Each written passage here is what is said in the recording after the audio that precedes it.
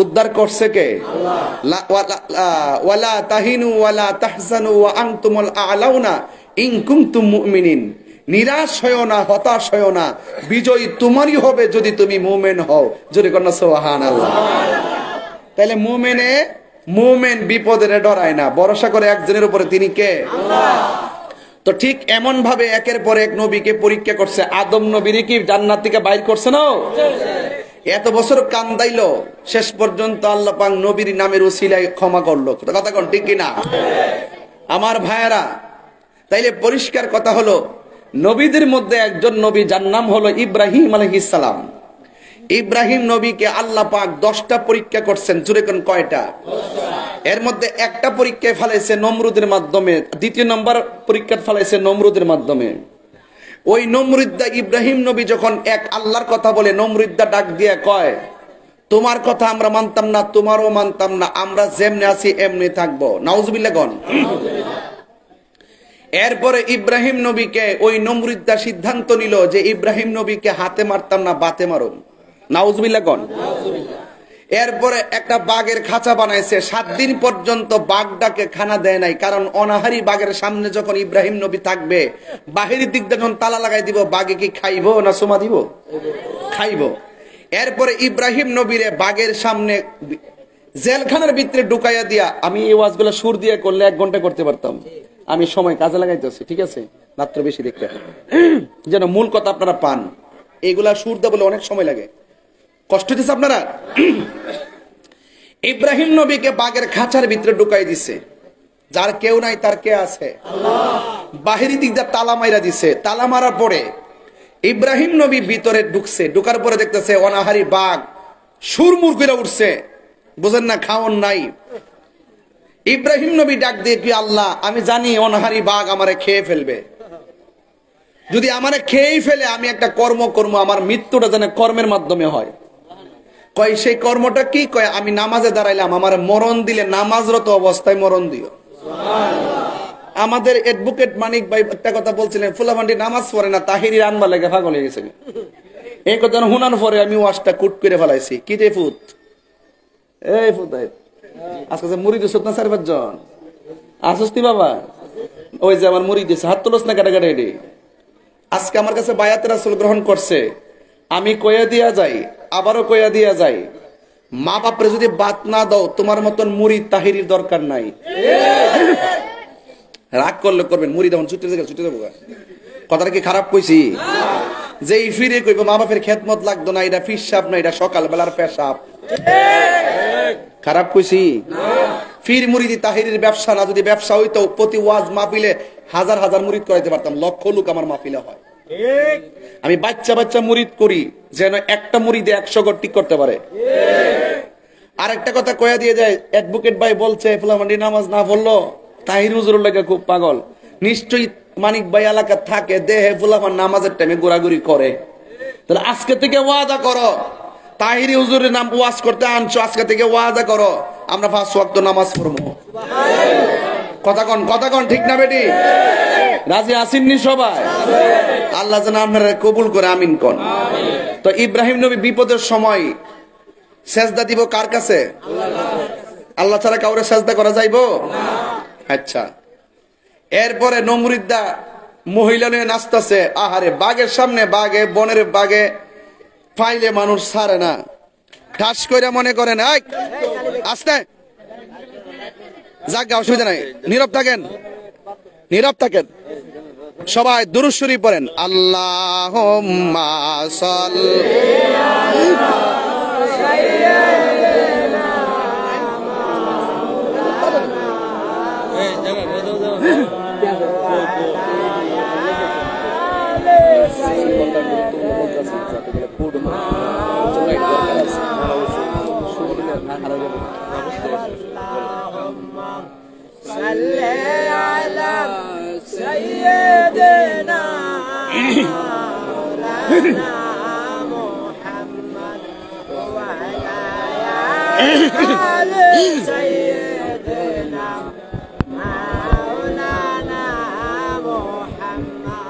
লা ইলাহা ইল্লাল্লাহ, লা ইলাহা ইল্লাল্লাহ।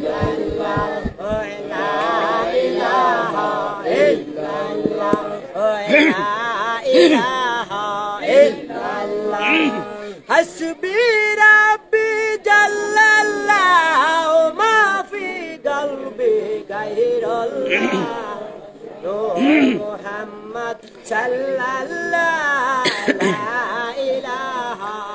লা ইলাহা ইল্লাল্লাহ মুহাম্মাদুর রাসূলুল্লাহ সাল্লাল্লাহু আলাইহি ওয়াসাল্লাম। জোরে জোরে কি সুবহানাল্লাহ বলা যাবে না? আমার যুবক ভাইরা, ওয়াজের ভিতরে ঢুকে গেছি। ইব্রাহিম নবী জঙ্গলের ভিতরে নাকি বাঘের খাঁচার ভিতরে, বাঘের খাঁচার ভিতরে ইব্রাহিম নবী ভরসা করলেন একজনের কাছে। জবান খুলে বলুন তিনি কে? আল্লাহু ওয়ালিয়ুল্লাযীনা আমানু ইউখরিজুহুম মিনাজ-যুলুমাতি ইলান-নূর। যারা ঈমানদার তাদের অভিভাবক হলো একজন। জবান খুলে বলুন তিনি কে?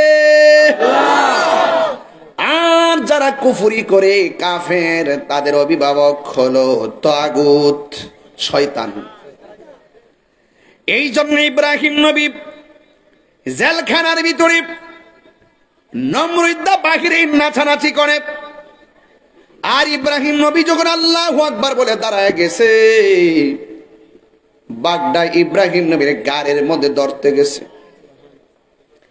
ইব্রাহিম নবী রুকুতে চলে গেছে, রুকুর মধ্যে ধরতে গেছে। ইব্রাহিম নবী দাঁড়ায় গেছে, আবার সেজদার মধ্যে ধরতে গেছে। ইব্রাহিম নবী বসে গেছে।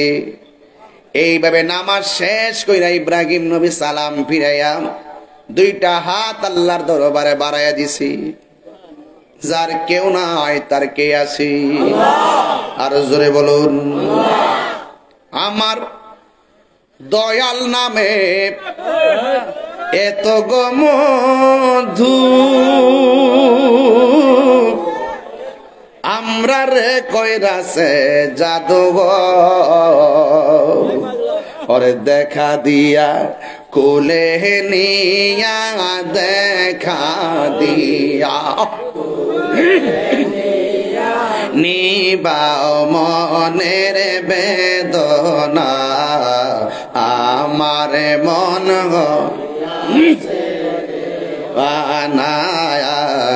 আমার মন হয়াজের দেওয়াই তোমারে পাও ইবারাশি।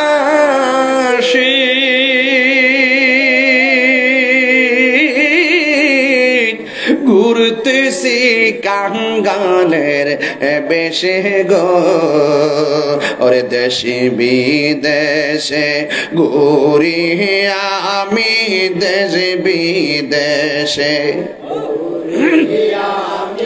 পাইতে তাহার ঠিকানা, আমার মন গো।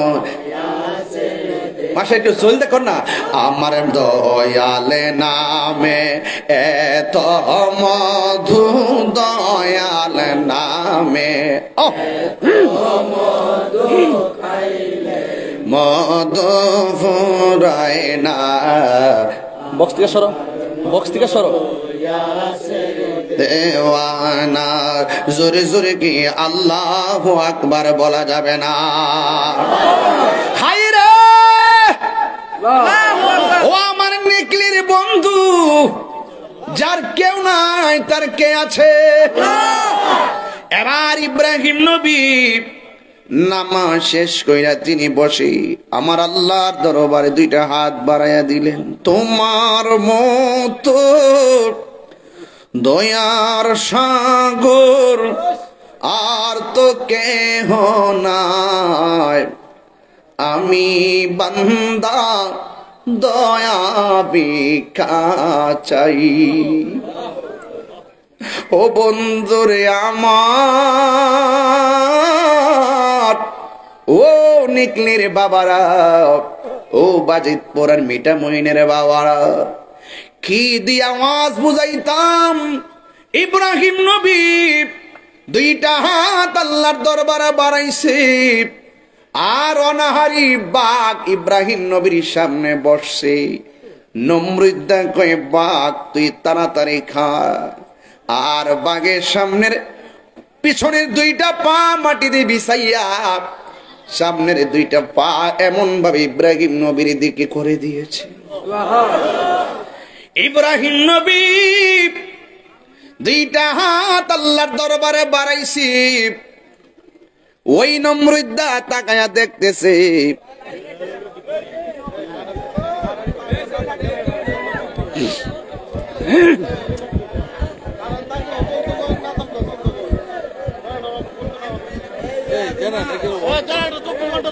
এটা কোনো কথা হইলো? এটা বন্ধ হয়ে বলে 2 কেজি তেল যাবে। কি হইছে? এই জেনারেটর অফ করে কেন?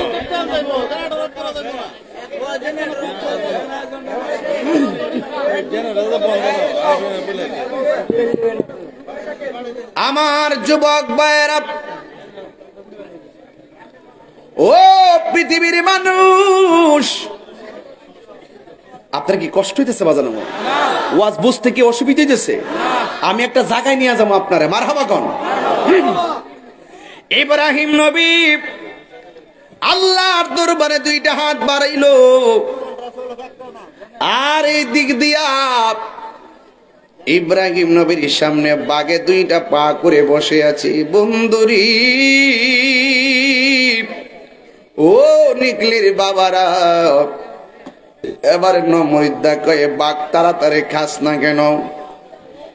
কিন্তু নমরুদ্দা তাকাইয়া দেখে ইব্রাহিম নবী দুইটা হাত বাড়াইয়া রাখছে, আর বাঘে ইব্রাহিম নবীর কামড় না দিয়া, পায়ের নখ দিয়া আছর না দিয়া, ইব্রাহিম নবী যে জেলের ভিতরে মাটিতে সেজদা দিয়া কপালে মাটি লাগছে।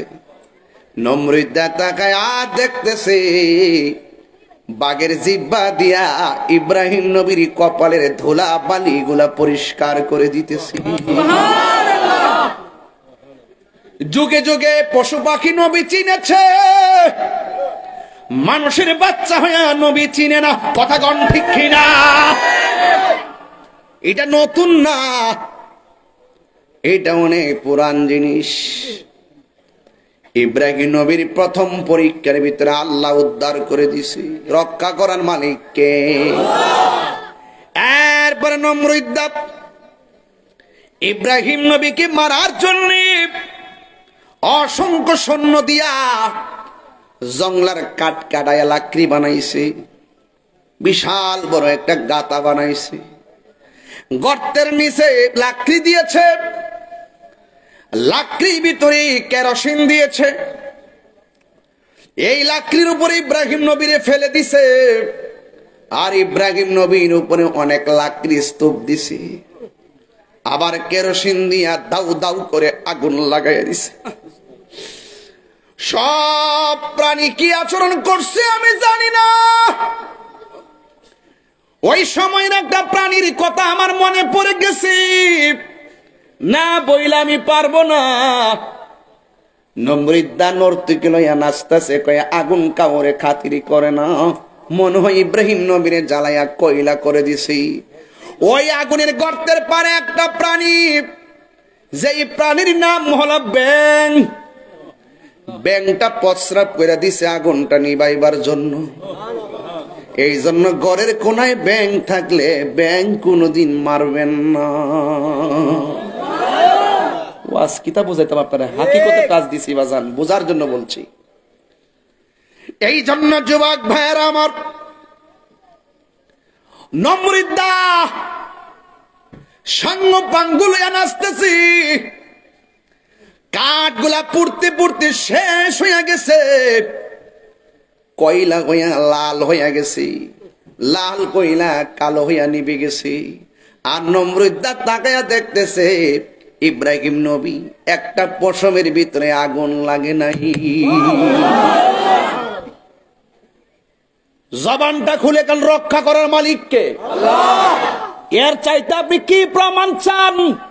মানলাহুল মাওলা ফালাহুল কুল, যেই ব্যক্তি আল্লাহর হয়ে যায় পৃথিবী তার গোলাম হয়ে যায়। আমাদের অন্তরে জবানের ভিতরে আল্লাহর জিকির আছে, এই জবান দিয়ে আবার সুদের টাকা ঢুকাইতেছে। এই জন্য সুদখুরির দোয়া আমার আল্লাহ কবুল করে না। সুদখুরের গালাগুলো আমারও তালে তালে, সুদখুরের গালাগুলো আমারও তালে তালে, সুদখুরের গালাগুলো আমারও তালে তালে। গালে গুলে না, গালে গালে, বাংলা বারস না, গালে গুলে বলে কোন বইয়ে লেখা আছে নি গুল? এই বাইরে তুমি সুদ খাইলে আমার বাপের কোনো অসুবিধা নাই, আমি তোমার দুঃখে দুঃখী হইছি। সুদের 72-70টা গুনাহ, সর্বনিম্ন গুনাহ হইল নিজের মায়ের লগে জিনা করা। এ বেফতার, তুই যে সুদ খাস, তোর উপর তো ফতোয়া পড়তেছে। প্রত্যেকটা টাকা হাসরের ময়দানে সাপ হবে, সাপ তোর ফেরের ভিতরে ঢুকে তোরে কামড়াইব। তোরে বাঁচাইবার লাগে না ওয়াজ করতেছিস, আমার বাপের টিয়ার দরকার আছে। তুই সুদ খাস না ঘুষ খাস, খাইয়া ফেট বড় কইরা কবরে যাইয়া সুতার বাড়ি খা, লাতি খা, কথা বল। আল্লাহু আকবার।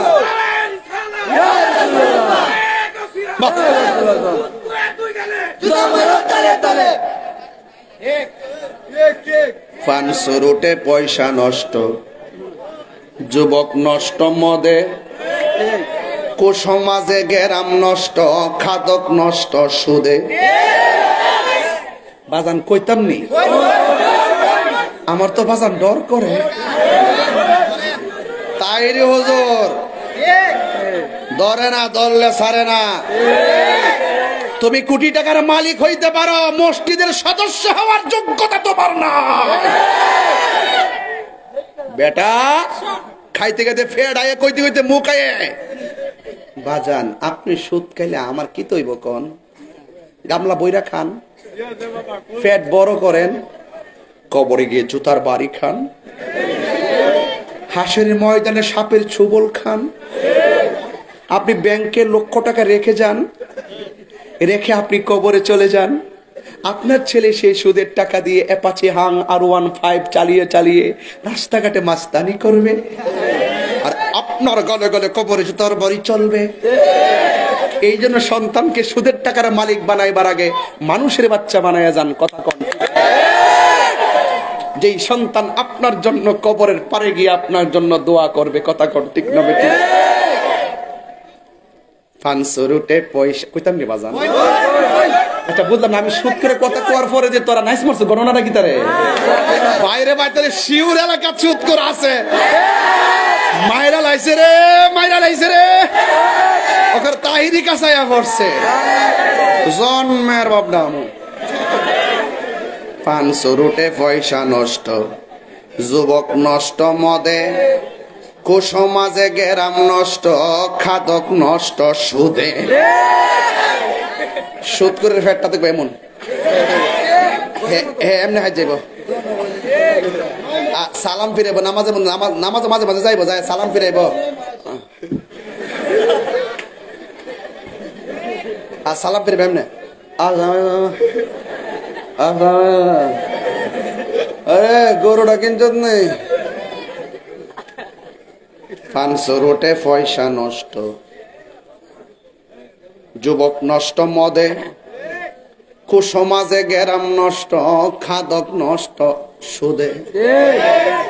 টাউডে গুইরা ছাত্র নষ্ট, কীটে নষ্ট ফুল, অতি মায়াই বধূ নষ্ট, ধুলাই নষ্ট চুল রে, হেলাই হেলাই কার্য নষ্ট রে।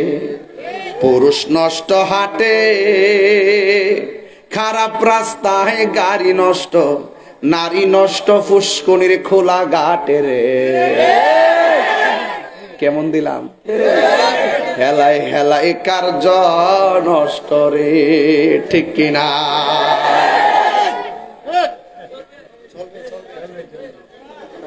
বাইর আমার, সুদ কি চলবে না, বন্ধ হবে? সুদ দিব না, নিব না। দরকার হয় মাটি কাটটা শুটকির ভর্তা দিয়া ভাত খাবো। সুদের টাকা দিয়ে 8 প্রকার আইটেম খাওয়ার চাইতে কুদাল দিয়া মাটি কাটটা কারেন্টের জালে মাছ মাইরা অটো দিয়া অটো চালাইয়া রিক্সা চালাইয়া খা শুটকির ভর্তা দিয়া ভাত খাবো। সুদ করে টাকা দিয়া মসজিদে টাইলস কিনতাম না। দরকার হয় আম গাছের তলে জাম গাছের তলে নামাজ পড়বো, সুদ করে টাকা নিতাম না।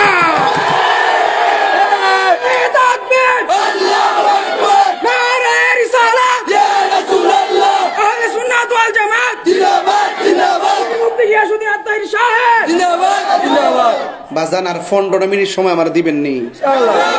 12টা বাজে গেছে গা, তো শৈলা তো ধরে গেছে গা।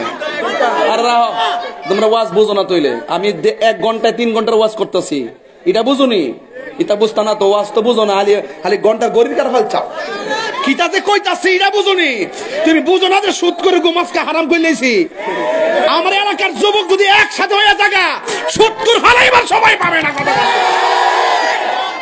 এই সুদ করতের কারণে গরিব আরো গরিব হইতাছে। আল্লাহ তোমার তৌফিক দিছে, আল্লাহর রাস্তায় দান করো, আর নাইলে কর্জা দাও। আমার মনে হয় এই সমাজে যে টেহাওয়ালা আছে, এরা যদি সুষম বন্টন নীতির আলোকে গরিবের ঘরে ঘরে শুধু যাকাতের টাকাটা দিত, এই সমাজে কুরবানির গোশত কোন ঘরে দিতে হবে খুঁজে পাওয়া যাইতো না। ইদানিং শুনতাছি মহিলারাও সুৎকা, হেরা বলে টেহা লাগা, সারা জীবন হুনছি এরই ক্ষেত লাগা, ওহন হুনি হেরা বলে টেহা লাগা। আচ্ছা তোর আস্তে আস্তে আস্তে হেরা হুনলে আবার রান্না বুঝতা নাই ঘর ঠিক রাখ। সারা জীবন হুনছি এরই ক্ষেত লাগা, ওর মহিলারা বলে টেহা লাগা। হাজারে কত?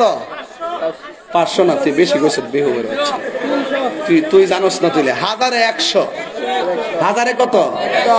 10,000, 500 তুই গনাই জানোস না। 10,000, 1 লাখে, দেখছেন নি টেহার মালিক কেমনে? ও টেহা লাগানো চলবে না। যেই ঘরে সুদ আছে এই ঘরে শান্তি, যেই ঘরে হারাম এই ঘরে আরাম। আমার কথা নাকি আল্লাহর কথা? আল্লাহ বলছে আহাল্লাহুল বাইআ ওয়া হাররামার রিবা। আল্লাহ বলছেন আমি তোমাদের জন্য ব্যবসাকে হালাল করছি, সুদকে হারাম করছি। সুদ খাওয়া গুনাহ, সুদ নেওয়া গুনাহ, সুদ দেওয়া গুনাহ, সুদের সাক্ষী হওয়া গুনাহ, সুদের দলিল লেখা গুনাহ। আমি কি বুঝাইতে পারছি? সব সমান অপরাধী। এক ওয়াজ যাওয়ার পরে হুজুর সুদের ব্যাপারে এত ওয়াজ করেন, ঘুষের ব্যাপারে দেখুন ওয়াজ করেন না। আরে বেটা, ঘুষের ওয়াজ তারও ভয়ঙ্কর, কইতাম নি? আল্লাহর হাবিব বলতেছে আর রাশি ওয়াল মুরতাশি কিলাহুমা ফিন্নার, যে ঘুষ খাইব যে ঘুষ দিব দুইটাই জাহান্নামের আগুনে জ্বলবে। কথা কোন ঠিক না বেটি? ইয়া ফ্যানটা তোর আর মাথার বরাবর রাখ, অসুবিধা নাই, সমস্যা নাই, দিয়ে রাখ। ফ্যানটা আছে না, ফ্যানটা বরাবর তোর মাথার দেশ না, দে সমস্যা নাই, যা সমস্যা নাই। তোর লাগলিস, আমার লাগতো না, আমার লাগতো না, বেহুবডা। এই ফ্যানটার এই দিক দে না, আর এই দিক দে নাও, নিয়ে করে ফ্যানটা নিচে যায় বইস, একটু সুন্দর করে ঘুরাই দো, ঘুরাই দো। ওই হ্যাঁ মাইকের বক্স দেখা হইতাছে এখন। আরে বক্সের দিস না, আমরা দিস না, আমার অ্যাডভোকেট সাহেবরা দে দেখ, অন চলবো। এই বড় বাজান, এখন যে ওয়াশটা করছি আপনার কষ্ট হইছে?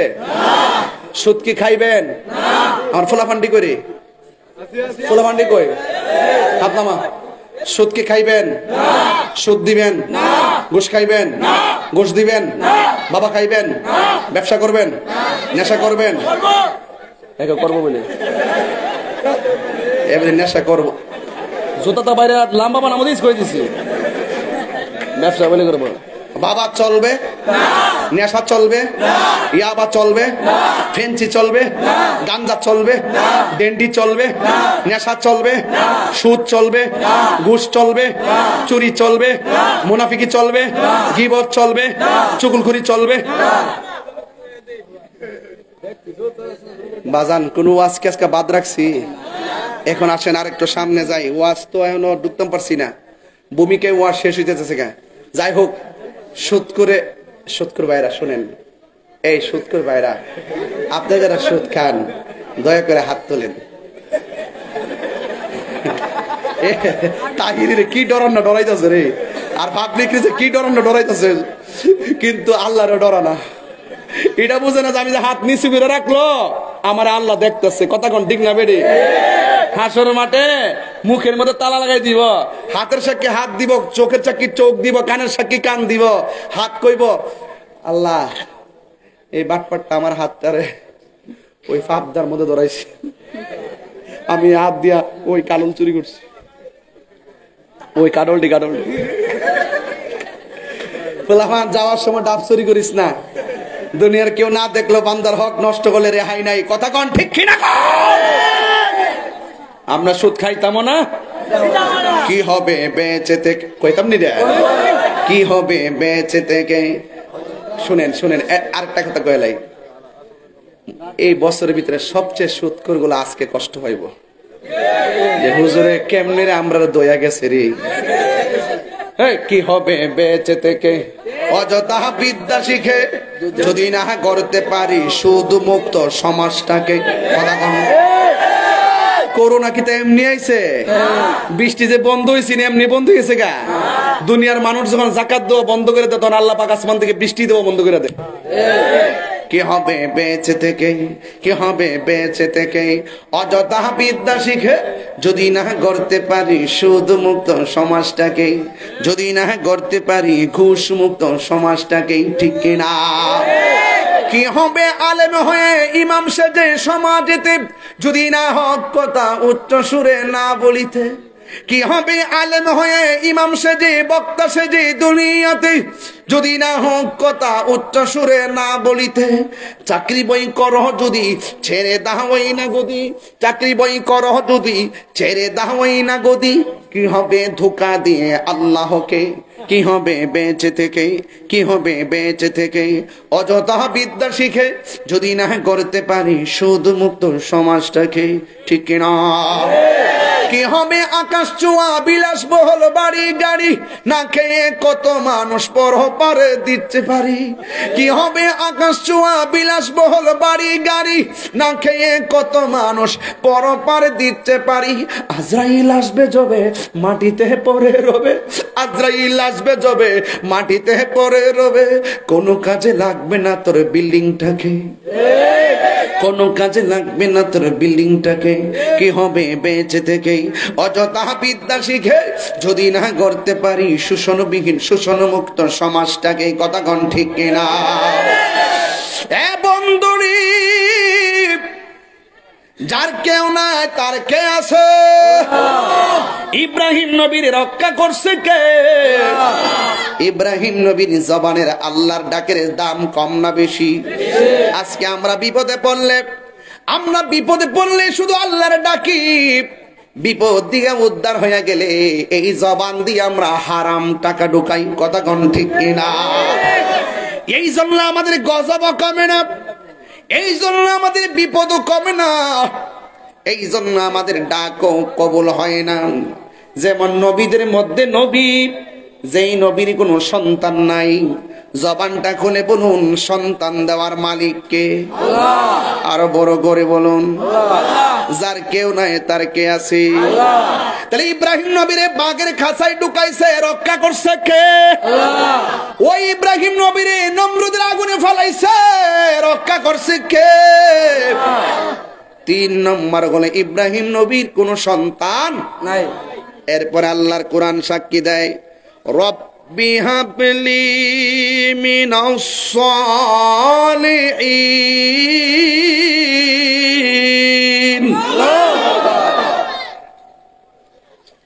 আল্লাহ রাব্বুল আলামিন কোরআনে বলেন, রব্বি হাবলি মিনাস সালিহিন।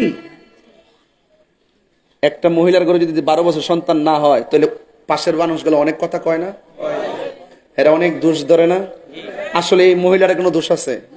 সন্তান দেওয়ার মালিক কেডা? শেষ পর্যন্ত মহিলারা লাস্টে রাত্রে কান্দে কান্দে কি করে জানেননি, আল্লাহ তুমি আমার আতর হোক, ল্যাংরা হোক, বোবা হোক, একটা সন্তান দাও আমারে, কথা কোন ঠিক না? ইব্রাহিম নবীর শুধু পরীক্ষা আর পরীক্ষা, লাস্টে বয়স বেড়ে গেছে, ইব্রাহিম নবীর কোনো সন্তান নাই, সন্তান দেওয়ার মালিককে? এই জন্য ইব্রাহিম নবী আমার আল্লাহর ডাক দিয়ে রব্বি হাবলি মিনাস সালিহিন। যার সন্তান নাই আমার সাথে পড়েন, রব্বি হাবলি মিনাস সলিহিন। ও আল্লাহ, তুমি আমার সন্তান দাও। এরপর আল্লাহর দয়া হয়ে গেছে। আমার আল্লাহ রাব্বুল আলামিন বলেন ফাবাশশারনাহু বিগুলামিন হালিম।